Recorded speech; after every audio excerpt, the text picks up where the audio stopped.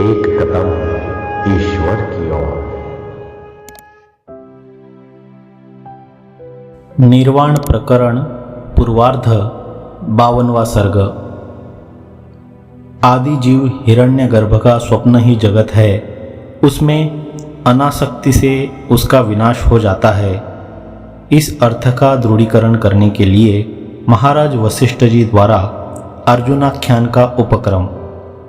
सभी जीवों में प्रत्येक का स्वप्न अलग अलग होता है, परंतु जागृत प्रपंच तो सबके लिए एक सा ही है, और स्वप्न रूप कैसे हो सकता है, इस पर कहते हैं।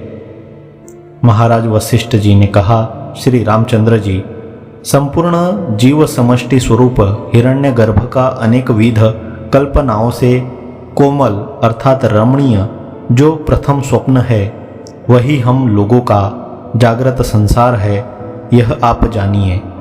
वह संसार न सत्य रूप है और न असत्य रूप ही है।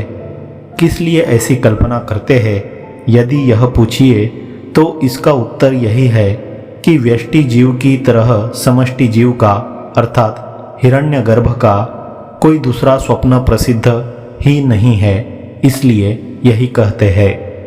चूंकि व्यष्टि जीवों के समान आदि पुरुष हिरण्यगर्भ का इस स्वप्न को छोड़कर दूसरा कोई स्वप्न कभी भी नहीं हो सकता, इसलिए व्यष्टि रूप हम लोगों के जागृत काल के प्रसिद्ध ये भूत भुवनादि भाव उस हिरण्यगर्भ की भी जागृत और स्वप्न दोनों अवस्थाओं में उदित हुए तत्वतः स्वप्न से भिन्न नहीं है, यह भाव है।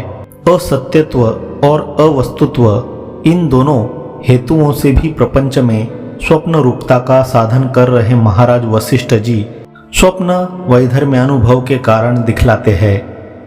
तत्वज्ञों में श्रेष्ठ श्री राम जी तत्वज्ञानियों की दृष्टि में असत्यभूत और अवस्तु स्वरूप होने के कारण भी इस संसार को उस समष्टि जीव का अर्थात हिरण्यगर्भ का व्यष्टि रूप हम लोगों के स्वप्न के समान शीघ्र बाध का प्रतिभास न होने से एक लंबा स्वप्न ही समझिए। प्रपंच में स्वप्न वैधर्म्य का जो भ्रम होता है, उसमें उसकी दीर्घता ही एकमात्र कारण है, यह भाव है। हे अनघ, एक स्वप्न से मानो दूसरे स्वप्न का अनुभव कर रहे समष्टि जीव के एक देशभूत व्यष्टि जीव असत्य वस्तु का ही अकाट्य सत्य रूप से अवलोकन किया करते हैं। वस्तु स्वभाव से विपरीतता दिखाई पड़ने के कारण भी इसकी स्वप्नता सिद्ध होती है, यह कहते हैं। हे तात, समष्टि जीव के एक देशभूत जो व्यष्टि जीव है, उनके अनुभव स्वरूप भ्रांति से जड़ता शून्य ब्रह्म में भूत भुवनादि की जड़ता अहंकार से लेकर देह पर्यंत सभी जड़ पदार्थों में आत्मत्वाभिमान से अजड़ता एवं असत्य में सत्यता उदित हुई है। प्रकाश के प्रकाशक ब्रह्मरूप सूर्य के भी भीतर संपूर्ण तीनों लोकों का भ्रम देख रहे स्वप्न में संभ्रांत ये सब जीव भेद कल्पनाओं की परंपराओं से संसार में भ्रमण किया करते हैं। कल्पित भेदों में सत्यता के आरोप में कारण बतलाते हैं। स्वयं व्यष्टि रूप होने के कारण ही समष्टि जीव की अपेक्षा भी अत्यंत जीवभूत ये परमार्थतः सर्वगामी और अनंत अतएव परिच्छेद शून्य सत्य स्वरूप होने के कारण जिसकी भावना करते हैं, उसी को उसमें आसक्ति होने से अपनी सत्ता के आरोप द्वारा शीघ्र ही सत्य सा समझ लेते हैं। यही अर्थ भगवद गीता में भगवान द्वारा उपदिष्ट है, यह कहते हैं। महाबाहो, श्री राम जी भगवान श्री कृष्णचंद्र से उपदिष्ट शुभ फलदायक उस अनासक्ति योग का आप श्रवण कीजिए, जिसका अवलंबन कर प्राणी जीवन मुक्त महामुनि बन जाता है। उसके लिए अर्जुनोपाख्यान की भूमिका बांधते हैं। श्री रामचंद्र जी अर्जुन नामधारी महाराज पांडु का पुत्र जिस तरह जीवन मुक्ति रूप सुख से युक्त होता हुआ अपना जीवन शीघ्र बिता देगा, उसी तरह आप भी दुख रहित अपना जीवन बिता दीजिए। श्री रामचंद्र जी ने कहा, ब्रह्मन कृपा कर आप मुझे बतलाइए कि वह पांडुनंदन इस पृथ्वी पर कब उत्पन्न होगा और उसकी अनासक्ति का वर्णन भगवान श्री कृष्ण किस तरह करेंगे। अर्जुन अवतार में कारण बतलाने के लिए सबके मूलभूत ब्रह्म का उपक्रम करते हैं। महाराज वशिष्ठ जी ने कहा, श्री रामचंद्र जी, आकाश में महाकाश की नई परिकल्पित नाम वाला सन्मात्र स्वरूप यह आत्मा आदि और अंत से शून्य अपनी महिमा में ही प्रतिष्ठित है। जैसे सुवर्ण में कटक आदि तथा जल में तरंग आदि दिखाई पड़ते हैं, वैसे ही निर्मल सन्मात्र स्वरूप परमात्मा में यह संसार विभ्रम अर्थात जगत विलास दिखाई पड़ता है। जैसे जाल में फंसी हुई चिड़िया भागने में असमर्थ होकर एकमात्र अपने पंख फड़फड़ाती रहती है, वैसे ही दृष्टिगोचर हो रहे इस संसार रूपी जाल में फंसी हुई 14 प्रकार की जीव जातियां छुटकारा पाने में असमर्थ होकर आवश्यकता से अधिक फुदक रही है, यानी उछल कूद मचा रही है। उन जीव जातियों के बीच 5 भौतिक संसार में श्रुति स्मृति आदि से वर्णित चरित्र वाले यम चंद्र सूर्य चंद्र आदि तत लोक के अधिपति हो चुके हैं। क्योंकि श्रुति स्मृति और सदाचार से विहित होने से यह पुण्य है, इसलिए उपादेय है अर्थात ग्राह्य है, तथा श्रुति स्मृति और सदाचार से निषिद्ध होने से यह पाप है, इसलिए हेय है यानी त्याज्य है। यूं उन लोगों ने अपने अपने अधिकार के अनुसार संकल्प घटित ज्ञान से मर्यादा बना रखी है। ठीक है, ऐसा ही सही, पर इससे प्रकृति में क्या आया, इस पर कहते हैं, हे अनघ, उस यमराज का चित्त सृष्टि के प्रारंभ से लेकर आज तक प्रवाह पतित अपने अधिकार कर्म में पर्वत के सदृश अडिग होकर ज्यों का त्यों अवस्थित है। वे भगवान यमराज प्रति चतुर्युग में कुछ समय समाप्त हो जाने पर या द्वापर के अंत में जीवों के नाश से जनित पाप की आशंका होने से कदाचित कुछ तपस्या भी करते हैं।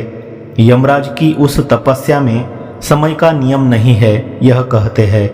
कभी तो 8 वर्ष, कभी 10 अथवा 12 वर्ष, कभी 5 या 7 वर्ष और कभी 16 वर्ष तक भी वे तपस्या करते रहते हैं। उस यमराज के उदासीन के समान तपस्या में आसीन रहने पर संसार रूपी जाल में फंसे हुए किन्हीं जीवों का मृत्यु नाश नहीं करती। उस समय किसी एक भी प्राणी की हिंसा न होने के कारण यह पृथ्वी वर्षा ऋतु में मच्छरों से पसीने से तरबतर हाथी के समान अनेक विध जीव समूहों से संचार के अयोग्य बन जाती है। श्री रामचंद्र जी, तदनंतर जब यह पृथ्वी प्राणियों के भार से दबने लगती है, तब उस पर पड़े बोझ की निवृत्ति के लिए भगवान कृष्णचंद्र आदि सब देवता अनेक प्रकार की युक्तियों से यानी अपने अंशावतार तथा महाभारत की लड़ाई आदि अनेक उपायों से इन विचित्र प्राणियों को मार डालते हैं। और यह भार उतारने के लिए अवतार आदि व्यवहार भी अनेक बार हो चुका है, यह कहते हैं। श्री राम जी, इस तरह हजारों युग सैकड़ों व्यवहार तथा अनंत जीव एवं जगत व्यतीत हो चुके हैं।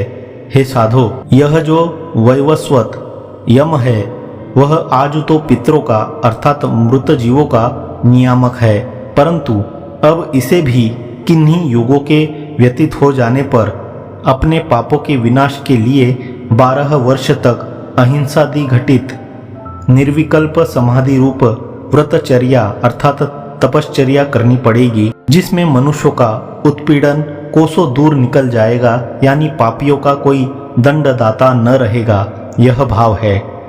उस व्रतचर्या के कारण यह पृथ्वी मृत्यु लोक में आए हुए भार स्वरूप मृत्यु रहित प्राणियों से व्याप्त वल गुल्मों से संकीर्ण सी अतएव दीन हो जाएगी। उस समय मनुष्यों के भार से परिपीड़ित अंगों वाली यह दीन पृथ्वी शरण पाने के लिए भगवान विष्णु के समीप उस तरह आएगी जिस तरह लुटेरों से लूटी गई। अतएव कातर स्त्री अपने पति के समीप आती है। तदनंतर संपूर्ण देवांशों के साथ जो नर और नारायण के सहायतार्थ उत्पन्न होंगे, विष्णु भगवान 2 शरीरों से पृथ्वी पर अवतार लेंगे। उनमें एक तो वसुदेव का पुत्र वासुदेव इस नाम से विख्यात विष्णु का शरीर होगा और दूसरा शरीर होगा पांडु का पुत्र अर्जुन इस नाम से विख्यात, और चारों समुद्र रूपी करघनी पहनी हुई पृथ्वी का अधिपति एवं धर्म का पुत्र युधिष्ठिर इस नाम से प्रसिद्ध होगा। वह पांडु पुत्र धर्मज्ञ होगा। उसका चचेरा भाई दुर्योधन नाम से विख्यात होगा, और उस दुर्योधन का वैसा ही प्रतिद्वंदी योद्धा भीम नामक द्वितीय पांडु पुत्र होगा, जैसा सर्प का प्रतिद्वंदी नेवला। परस्पर पृथ्वी का अपहरण कर रहे, युद्ध करने में तत्पर उन दोनों की भयंकर 18 अक्षौहिणी सेना कुरुक्षेत्र में होने वाली महाभारत की लड़ाई में इकट्ठी होगी।